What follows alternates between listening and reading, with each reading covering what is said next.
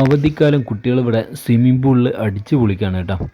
ആദ്യമൊക്കെ നമ്മൾ അവധിക്കാലം എന്ന് പറഞ്ഞിട്ടുണ്ടെങ്കിൽ നാട്ടിൻപുറത്ത് തന്നെ കുറേ കുളങ്ങളുണ്ടായിരുന്നു. ആ കുളത്തിൽ ചാടി മറിഞ്ഞ് നീന്തി കുറേ കുളിച്ചും കളിച്ചും ഒക്കെ ആയിരുന്നു കുട്ടികൾ സമയം ചെലവഴിച്ചിരുന്നത്. പക്ഷേ ഇപ്പോൾ നാട്ടിൻപുറത്തുള്ള കുളങ്ങളൊക്കെ അധികം തൂർത്ത് കുന്നുകളൊക്കെ ഇടിച്ച് നിരപ്പാക്കിയ പോലെ തന്നെ കുട്ടികൾക്ക് കളിക്കാനിപ്പോൾ ഈ കുളങ്ങൾ ഒക്കെ ഉള്ളൂ കേട്ടോ.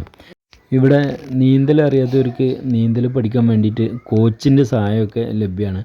പിന്നെ അവർക്ക് എപ്പോഴും ഒരു സേഫ്റ്റി ജാക്കറ്റ് ഉണ്ട്, അതുപോലെ ട്യൂബുണ്ട്.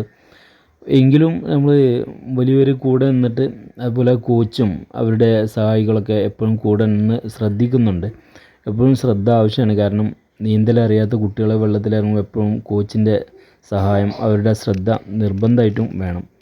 നീന്തൽ എപ്പോഴും ആരോഗ്യത്തിന് ഏറ്റവും നല്ല ഒരു ഉല്ലാസമാണ്, നല്ല ഒരു വ്യായാമം കൂടിയാണ്. ഇതിൽ കാലിൻ്റെ ഒരു മുട്ടിന് ഏകദേശം ആ ഒരു അളവിലെ വെള്ളമുള്ളൂ. അതുകൊണ്ട് അത്ര ആഴമുള്ള സ്ഥലമല്ല. പിന്നെ കൂടുതൽ എല്ലാ നിർദ്ദേശങ്ങളൊക്കെ തന്നിട്ട് സേഫ്റ്റി ജാക്കറ്റുകളും കിറ്റും എല്ലാം ഉപയോഗിച്ചിട്ട് തന്നെയാണ് വെള്ളത്തിൽ ഇറക്കുന്നത്.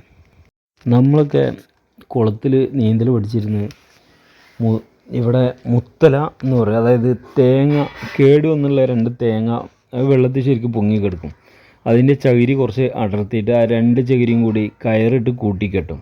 കുറച്ച് ലൂസ് കയറ് കുറച്ച് നീളം ഉണ്ടാവും.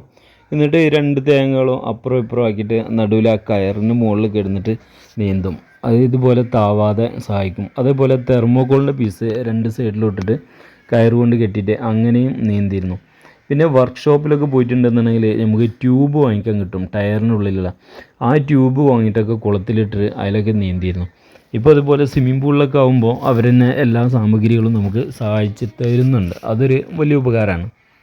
ഇവരെ ഈ സേഫ്റ്റി ജാക്കറ്റിന് അകത്തും വെച്ചിട്ടുള്ളത് തെർമോക്കോളും അതുപോലെ സ്പോഞ്ചും എല്ലാമാണ് കേട്ടോ. സ്പോഞ്ച് എന്ന് പറഞ്ഞാൽ നമ്മൾ വെള്ളത്തിൽ താവാതെ ഉപയോഗിക്കാൻ പറ്റില്ല റെക്സിന് പോലുള്ള സാധനമാണ്. തെർമോക്കോൾ തന്നെയാണ് കൂടുതലായിട്ടും ഈ സേഫ്റ്റി ജാക്കറ്റിലൊക്കെ ഉപയോഗിച്ചിട്ടുള്ളത്.